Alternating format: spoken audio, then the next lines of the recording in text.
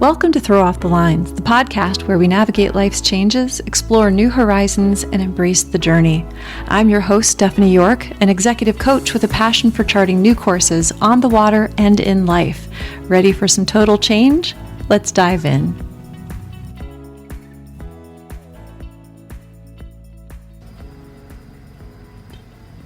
Hi there, and welcome to Throw Off the Lines. It's Stephanie York, your host, and I am kind of excited about today's episode. Not that I'm ever not excited about my episodes, but today I want to talk about fear. And it's something that I've had to address a lot in the last year. And it's a really, really important topic in my coaching. And I've thought, why not just share some of the things that I talk to, I'll bump into people and they'll ask me what I do. And then I'll say, I'm doing these things in my life. And they'll say, oh my gosh, how do you do that? That sounds so scary. And then I talk about fear. It's weird. Yeah. I'm a bunch of fun at a party. But I wanted to say, a little bit about fear. If you can learn to accept that fear is a part of life, and I learned fear is a part of life. I learned that I was actually naturally overcoming fear at a very young age. And it's one of the ways I was able to kind of push myself out of poverty, push myself through college, push myself and make a lot of change because I learned to adapt to fear very, very young. And then throughout stages of my life, I would become paralyzed by fear. And then relearning how to get out of fear again is how I would move on to the next stage. And it's how I've been able to do some really incredible things personally. And so I wanted to share, kind of what is fear, what's not fear, and healthy and unhealthy ways to manage it and ways to overcome it. And I think one of the biggest, most important things is that so many people say they are anxious and afraid, but there is a difference. And I think anxiety has kind of become a buzzword almost for a couple of generations. And when we say, I have anxiety, it's a blanket statement that can really hold you back because all of a sudden, now if you've been diagnosed by a doctor and you're on medication for anxiety, that is separate. I am not talking about that. I'm talking about people I meet in life who want to do things, but they say, I just have too much anxiety. And these are people who are isolated. Recently, I've been working with going to a lot of dinners with strangers and meeting new people in my community because I want to grow community. And they'll say, well, I have social anxiety. And I find that when we say I have social anxiety or, again, I stopped drinking. And when I meet people who drink and they say, well, I can't stop drinking because I have social anxiety and drinking is the only way I can go out and be amongst people. And the word anxiety it's a permission slip. It can often be a blanket. And I don't want to talk about anxiety on this podcast. I want to talk about fear, real fear. And if you want to learn how to work through feelings of fear, because it holds us back from so many things. I know people who want to stop drinking but can't because they're afraid. And it's fear of the unknown. So in today's episode, I want to talk about ways that I overcome fear and ways I help my clients overcome fear, because every time I'm pushing somebody through coaching, we are pushing through their fears. We're pushing through, they're afraid of a lot of things. I find that a lot of people who say they have anxiety are actually struggling with focus when it's sometimes it's just fear. So we work on positive reinforcement and self-speak frequently. We try to limit what we say to ourselves and start to focus on what we can do. I'm afraid to step out the door. Can you step out the door? Okay, then it's a psychological fear. If you're physically, you can't step out the door, or you're afraid you're going to fall, boy, there's a lot more to that. And I want to really reiterate that as a coach, if somebody has a real significant psychological problem, I'm going to refer them to a professional. I'm not going to help you with things that I'm not qualified to do. But, the perceived anxiety, in coaching, we have a lot of fear of failure and fear of success, which sounds like they're different, but they're very much the same coin. One side is failure, one side is success. And some people talk themselves out of being successful because they just don't see themselves being, the person who's on the stage or the person who does that much business, or they just can't see themselves that way. And that's definitely something I can help with. But the perceived anxiety feels so real, but I want to look at, is it anxiety or is it fear? And when we are able to figure out the fear and address it and break it down, then we're able to move forward without the anxiety. So let's look at fear as the main focus. Fear is an intense emotional response to a perceived threat or danger, or a real threat or danger. And so frequently when I'm talking to people about fear or anxiety, it's the perceived feeling that they're having that is fear or anxiety, and it is one of our most fundamental emotions. Fear, it's a triggering physiological change that, like an increased heart rate or a heightened alertness, and you have a release of stress hormones that prepare you for fight or flight. And fight or flight might be another podcast topic, because that's been a big one in my whole entire life.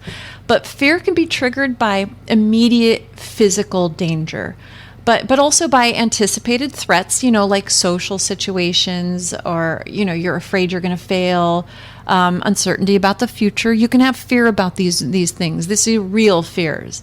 But anxiety and fear are often confused with each other. Anxiety is more about anticipating potential future threats rather than responding to immediate danger. So I'm going to try to clarify that a little bit. It's kind of like fear's forward-looking cousin. So I'm fearful right now because I have to make phone calls and I feel like I'm going to look stupid. I'm fearful right now because I have to speak in front of people, and it's a huge social fear for people and professionally to speak in front of people. But, I'm afraid in this moment because I have to do that, or I'm afraid because I have to do that in the future, and I need to manage this fear. Anxiety is, I'm afraid I'm going to be afraid, kind of. I'm afraid of what could happen, even though it's not happened. I'm afraid I'm going to go to dinner and I might fall on my face, or I might throw up at the table, or I might bump into somebody I don't like, and this is creating future fears. So it's anxiety is fear's future focused, future forward-looking cousin. I like that term. So other sensations can feel similar to fear, but are distinctly different. And that includes excitement and anticipation. So I need to go to this dinner and I'm feeling anxious. Or, I feel afraid, when it might just be that you're anticipating or you're excited about a situation. So I often tell my clients, okay, you need to go and speak in front of this group of people. Maybe there's 2 people. Maybe you need to meet one person you don't know and you're anxious about this. Are you anticipating? Let's break it down. What are the feelings? What are you feeling could happen? And then when we break it down, fear and anxiety are maybe half, but the other half is anticipating. I'm excited about this opportunity. I've been trying to get this opportunity. I've been trying to schedule this speaking in front of a group of people, and I've wanted to do this, and now I'm really anxious about it, and now I'm very fearful. So sometimes excitement and anticipation are called a good fear. And it shares a lot of the same symptoms with fear, like a racing heartbeat or butterflies, but it's tied to positive expectations. And this is what you might feel before going on stage or riding a roller coaster. And we want to make sure that we separate out excitement and anticipation for a planned event that you want to have happen. And let's not label that fear or anxiety. And let's start learning these different feelings and being able to break them apart from the blanket statement of, I'm just anxious all the time. Because that can become a trigger for you to slip into bad behaviors, to shut down, to not move forward, to not get things done. Also, awe. AWE, if you are feeling awe, it's kind of that overwhelming feeling when encountering something vast or powerful, and it can trigger a similar physical response to fear, like quickened breath, goosebumps, but it's more about wonder than any kind of threat. And I don't know that my clients are experiencing awe. I do know that some people idolize different people. So you'll go to an event, a convention, or a conference, and you might see somebody that you really look up to, or you might work in a company and you bump into the CEO or somebody, and then that triggers kind of an increased heart rate and feelings of excitement, and that's not anxiety. Another one is intense surprise. The startled response can feel like fear in that moment, but it lacks the sustained emotional component of true fear. So when you're really excited, you just got surprised, that's completely different. And then there's kind of phobic disgust. We'll often label that as fear, like arachnophobia, or I'm afraid, people who have real agoraphobia have overwhelming anxiety, but it's this phobic feeling. So if you're afraid of things, I'm afraid of water, or I'm personally afraid of giant waves, but somehow I'm throwing myself out in the ocean in giant waves. Doesn't make sense. But some reactions are actually more rooted in a disgust response than fear, though they can trigger similar avoidance behaviors like a fear. So some key ways to distinguish between fear and anxiety. Kind of a time orientation. Fear is about the present moment. So I'm about to go up on stage and I'm feeling a certain way. And that's an immediate threat or a danger that you're facing something. And, anxiety focused on the future possibilities and the what ifs. So you might have been dealing with anxiety prior to that public speaking moment. But in the moment before you go up on stage, you're dealing with fear. It's no longer anxiety. If you've worked on your anxiety, and I'm going to do an episode on anxiety as well, if you've worked on your anxiety, then you've addressed that prior to this moment you're about to go on stage. If you're feeling fearful, I have techniques for helping you deal with the fear in the moment. And you can't do it right the second before you're about to step on stage, but hopefully you've listened to this before that happens and you're able to process fear. If you're going to speak in front of people, or if you have an event, do not drink coffee within an hour and a half of that, because you're going to already be pumped up full of adrenaline. And you don't want to also add caffeine, because frequently you'll speak too fast, you won't come across as authentic. So just keep that in mind. If you do have a speaking engagement, or you're going into an environment where it's new to you and you might have fear right before that happens, don't caffeinate yourself up. Please, please, please. And so I want to talk a little bit about specificity. Fear has a clear trigger or an object for that fear. You know exactly what you're afraid of, and anxiety tends to be more, it's harder to pin down and it's more diffused, often involving multiple vague concerns. So I'm worried about world collapse. I'm worried about World War III. I'm worried about, society falling apart. These are diffused anxieties, and they're not a fear. So I know this gets kind of muddled a little bit, and we don't have to necessarily understand it very, very clearly. But when I'm dealing with my clients, I'm not addressing anxiety. I'm addressing specific fears far more than anxieties. I just want you to be careful, if you're listening to this, to not just label every feeling as anxiety, because anxiety is a true diagnosed term. And if you can label what you're feeling as a fear, we have these steps to go through them. And then in my anxiety podcast, I'll address more about the internal dialogue of anxiety and more ways to handle anxiety itself. Duration. Fear typically subsides once the threat is gone. Once you've gone up and you've spoken to that group of people, whether it's 2 people or 50, then that fear subsides. Anxiety can persist long after or even without an actual trigger. So if you're feeling fearful of an event, or fearful, I don't want to go to this dinner, I'm afraid I won't know anybody, I'm afraid I'm going to have to talk and I'm uncomfortable. That's not anxiety, but once you get into the event and you realize, oh, okay, I stepped into this, I countered my fear, I grew past my fear, I'm now out to dinner with people and I'm having a good time. The next time you go to an event and you're feeling fearful, you're able to rely on that past experience. You know what, I went to that dinner a month ago or 2 weeks ago or last week, and I had a really good time. So my fear I'm feeling before I go in that door, before I go to that restaurant, before I go to that house to meet people, that was unfounded. And every time we counter a fear, we feel better about it. Again, a lot of people who are trying to quit drinking, or they're trying to quit a certain behavior, they're afraid that behavior is a crutch. Shut off your social media. I mean, I've had people look at me and they say, "You don't drink." "Oh, I couldn't do that. I can't possibly go out of my house without having a cocktail." And I said, I bet you could. And sometimes people say, "Well, what do you drink?" And I'll have a non-alcoholic beer. And I'll say, "Why don't you," they're afraid that their friends will judge them, that they're not drinking, or they're afraid they'll look stupid by just having water. And I say, "Well, have a non-alcoholic drink and give it a try." And then I'm so surprised and happy when I hear people came to me and said, "I went to this event and I had non-alcoholic cocktails and nobody asked me why I wasn't drinking. And I woke up fresh the next day and I could go do the things I wanted to do without a massive hangover."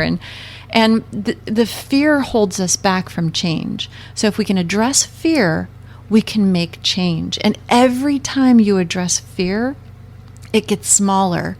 And the muscle for handling fear in your brain and in your habits becomes stronger.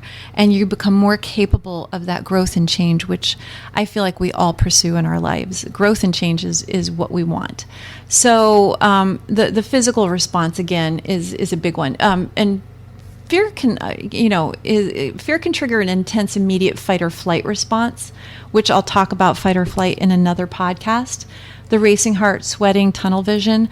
If you can address that and do deep breathing exercises and work on what am I afraid of, and then walk through that, they become less and less over time. So I recommend that you follow some of the things I'm going to recommend here a little bit later on. These are all in the show notes too. And then anxiety often produces a more gradual physical symptom like muscle tension, fatigue, difficulty concentrating, a loss of sleep. I've dealt with anxiety in my life. I still deal with it. And that's the difference. Fear is going to be an immediate physical response, which you can address with some physical techniques. Anxiety builds over time and can be very gradual. Irrationality. Fear is usually proportional to a real threat. Am I in a situation where I'm feeling a real threat? That's probably going to be fear. And then anxiety often involves catastrophizing or overestimating risks beyond what's realistic. And I got to say, catastrophizing is one of my favorite words because I am building something up. I talk to people about dating, and the world is terrible. There's nobody out there. I've been on the dating apps. Nothing's good, blah, blah, blah, blah. And, I might as well not even call this girl because the last 10 times I called a girl, they wanted this and this and this, and they weren't this and this and this. And so it's all horrible, and the world's going to end. And, we'll address that in another podcast because there's some really great techniques to stop yourself from catastrophizing. And then control. With fear, taking action, like running from danger, typically helps resolve the feeling. Taking control. I'm going to go on stage. I wanted this. I'm afraid of it, but I'm going to do it anyways. And that control is where you can counter that fear. And the fear becomes smaller and smaller until it doesn't exist. You know what? I've gone to 10 dinner parties and I've met new people. And I'm now excited in a good way to go. And that excitement and anticipation is not fear. The fear is gone. There's some examples. If you're startled by a snake on a hiking trail, that's fear. While you're worrying about possibly encountering snakes on a future hike, that's anxiety. And if that anxiety is overriding, you might need some psychological help and talk to a therapist about real anxiety. My best friend, Lisa, she has a podcast on, she's one of the episodes on here. She specializes in anxiety. And there's some real behavioral techniques you can use to counter anxiety, and there's some books and things that you can get. So when when I was learning to race offshore, in really big wind and swells, I had to address any anxiety I might have had. Because I've had nightmares about giant waves, but I love to race sailboats in the open ocean, and there are big waves out there. And so I have worked through that anxiety, so it doesn't exist anymore. I don't worry about big waves when I have a future race coming up.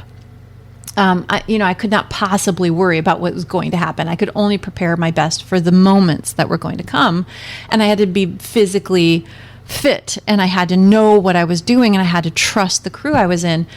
Did I know I was going to be, in multiple gale force events off the coast of Canada and Alaska? No, but I knew it was a possibility. So, we, the team, prepared and went forward and handled our fear as it came up, because I prepared as much as I could, which countered any potential anxiety. And I didn't worry about what was going to happen. I just let fear happen as a situation warranted it. So I used to say about myself that I was stupidly fearless, because I would throw myself at big challenges, and I didn't worry. I didn't have anxiety. And then one day someone pointed out that I really should not say mean things about myself, like stupid and stupidly fearless. And instead, I've kind of come to realize that I'm aggressively optimistic. If somebody says, let's go do this thing, and it would normally have a lot of anxiety attached to it, I don't have that anxiety trigger anymore. And I'm willing to go do things that I feel like I'm capable of, and I'll go try and do them. It doesn't help me in any way to have fear. And by jumping out there and trying something, I am rewarded beyond my experiences. I'm learning more about myself, and I push myself past anxiety and fear. And so what do you say to yourself that makes you more fearful? I want to go to this dinner, but what if I don't know anybody? Why ask yourself that question? Instead say, I'm going to go to this dinner and I'm going to make a new friend. And so we have to reframe it. We have to say, where are my fears at? What do you say or think that is limiting or creating a limiting boundary for yourself? I don't make good friends easy, so I'm just not going to try to make good friends. And now I'm really lonely and I'm isolated. And what's a way to keep you from trying? What's holding you back? Start writing these things down. Reinforce the knowledge that you are the only thing creating and allowing fear in your life. Fear exists because we allow it to exist inside of us. Fear for all things are created simply by our own brain and by what we ingest. And fear wouldn't exist if we didn't think about fear. So making calls, making friends, going out socially, finding dates, calling partners, asking for business, all of these things require courage for all of us. You're not alone. Every single one of us requires courage to do that. And courage is countering fear. So you struggle with it as though you can't do anything about it, but you can do something about it. We all have the power to counter fear, and we all have the power to be brave. And when I talk to people about being brave, and I talk to people about some of the stuff I do, and they say I'm brave, I didn't feel like I was brave, but now I understand that putting myself in a place where I know I'm going to encounter fear, but doing it anyways, is the definition of fear, of brave, sorry. And so I want to talk about preparing for fear in tense situations and how it requires a combination of mental and physical strategies. So if you want to learn to be more brave and you want to learn to counter fear, so that you can get out and meet more people and not be so isolated. So you can get out and make more relationships for your business. This is definitely stuff that I deal with in my coaching every week on multiple calls. And here's some key approaches to help you manage fear before it arises. Understand your triggers. Identify what specifically makes you anxious in tense situations so you can prepare for those moments. So an example is a dinner with people you don't know. My friend invited me to a dinner, and there's going to be 6 people, and I only know my friend. And I want to make more friends, and I need to make more friends. I want to be happier. I want more connection. I want more community. So what triggers you? Well, I'm afraid of not knowing people. Well, of course you're not going to know people. You don't know them until you know them, and you might have your best new friend there. So write down, I'm afraid of not knowing anybody. Well, that's a fact. I'm not going to know these people. So should I be afraid of that or just accept that? And recognize, okay, I'm going to go and speak in front of these people and I'm afraid to speak in front of them. Is it because I'm afraid I'm going to look dumb, which is a huge, huge reason? Well, I'm going to prepare myself as much as I can so that trigger of looking dumb isn't available to me.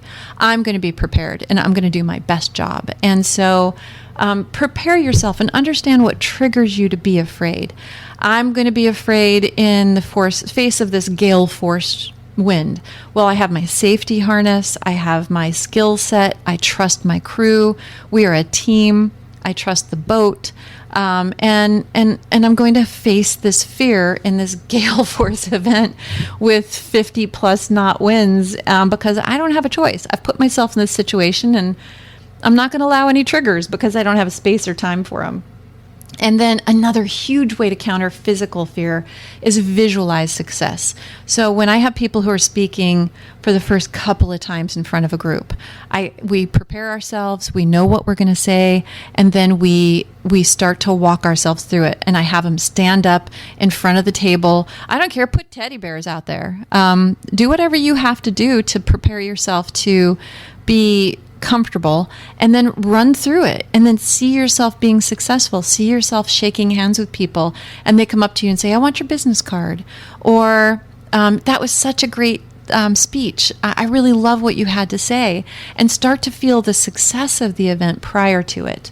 I went to that dinner and I laughed and I had a good time, and I met this person who is a nerd like me and they really like sci-fi shows or they really love to read like I do, and I had this great event, and I went home and I felt really good, and I was excited and I slept really well.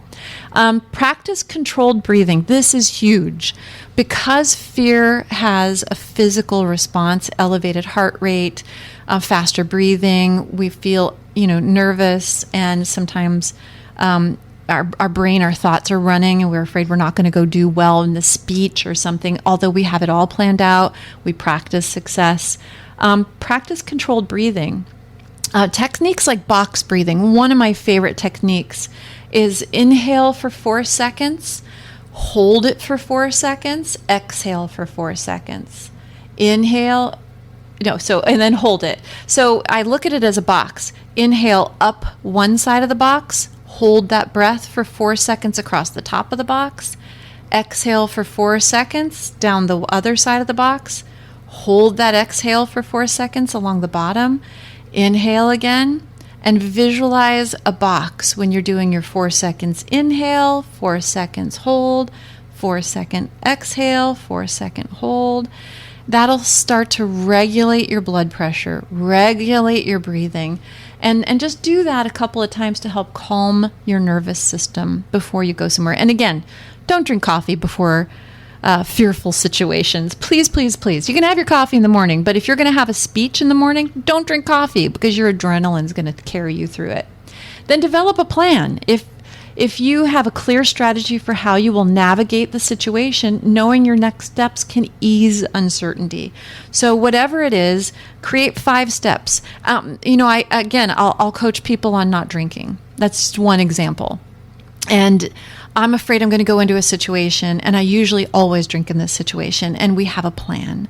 And in that plan, we'll say, okay, as soon as you get there, go to the bar and get a non-alcoholic beer or get a non-alcoholic drink. My favorite is a mojito. I love a virgin mojito. They're so yummy, and they're really cool looking too. But I'll go get a drink first thing. So that's a first plan. And then if somebody asks you why you're not drinking, depending on what your comfort level is, I just tell people I don't drink. And you can say to them, I'm on medication, which is a go-to for some people, and say, I'm just not drinking tonight. Or, I really love these non-alcoholic, or whatever it is. But you'll be shocked how very few people actually care whether you're drinking or not. And then you'd be shocked how few people actually drink. So have a plan. And then I tell people who are just learning how to be sober at social events, have an exit route. If you are not having a good time doing what you're doing, you're fearful, and you feel like you are sabotaging what's going on, or it's overwhelming, if you're at an event or a bar or a party, leave. If you're giving a talk in front of people and maybe it's falling apart and you've just gotten up there, create an exit path. Maybe have an exit statement and say, I've got a lot more about this content that I'd love to cover. If you'd like to talk to me about it, let's get together after the event. And then exit stage right. Get out of your speech. Close down what you were saying and live to fight another day, but have a plan in place for what you're going to do. I'm going to go to this dinner party. I'm going to go in with 3 questions. I give my clients 3 questions to ask referral partners. I help people with some basic coaching as well when they go into an environment. Okay, ask that person about themselves. Have 3 questions. Have 3 topics about things that are going on right now. Share an interest. Ask them about that interest. Ask them what they're doing for the weekend. Ask them a follow-up question about that. So we always have a plan. I coach my people on a plan. And then use positive self-talk. Replace negative thoughts with empowering ones, such as, I am prepared, I can handle this, I'm good at this. My sober people, I am sober, I do not drink, I am healthy, I am happy, people like me. There's a whole book. My self-talk episode is also a really good episode for you to go back through. Physical preparation, engage in activities that reduce tension, such as stretching or light exercise or relaxation techniques. Listen to meditative music before you're going to go into a stressful situation. Listen to manifestation podcasts. I have a mindfulness walk. Do things that can help you reduce tension. Again, the box breathing. Reframe your fear as excitement. Instead of seeing fear as a threat, view it as an energy that can help you perform better. I'm going to go give this talk, and it's in front of 50 people, and I'm used to going into conferences and speaking in front of large groups. Then I'm not afraid of speaking to them. I'm actually really excited to deliver this information. I'm really excited to see if I'm going to get a new friend out of the dinner tonight. I'm really excited to see if people are resonating with what I'm talking to them. I'm teaching them about their habits and how good habits can shape your future and bad habits can take over your life. And I get excited, and it's not fear anymore for me. I just notice it as excitement prior to speaking. And then practice in low-stake environments. So if possible, expose yourself to similar but lower pressure situations to build confidence over time.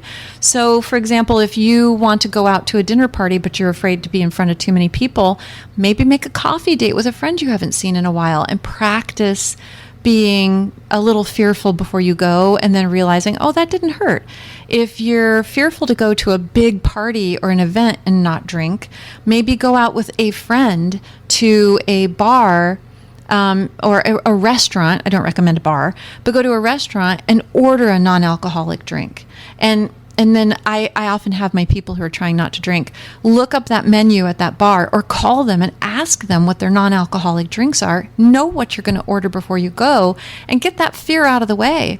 And have a list of things you're going to say and maybe have a conversation with that friend that you're meeting and practice in low stake environments. If you're going to speak to a large group of people, try to schedule where you speak to one person and use the same information that you're going to deliver to a large group to one person.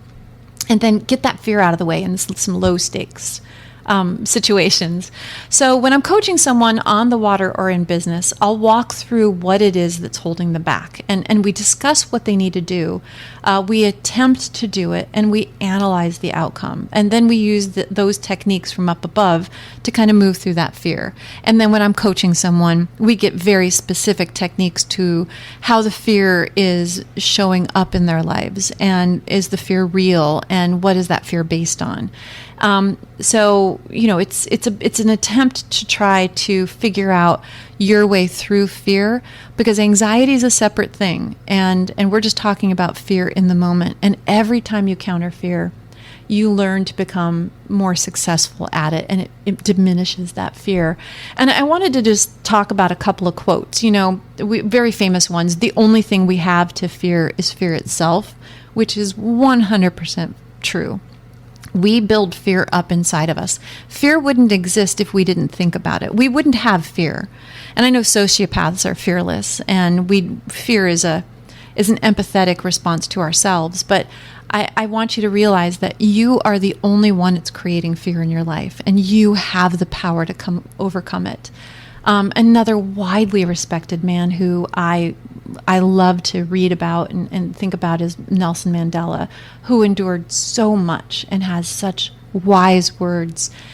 He said, "The brave man is not he who does not feel afraid, but he who conquers that fear." So not feeling fear is not brave.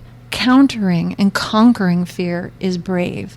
And that statement, it says courage is a process. So highlight that courage isn't about being fearless.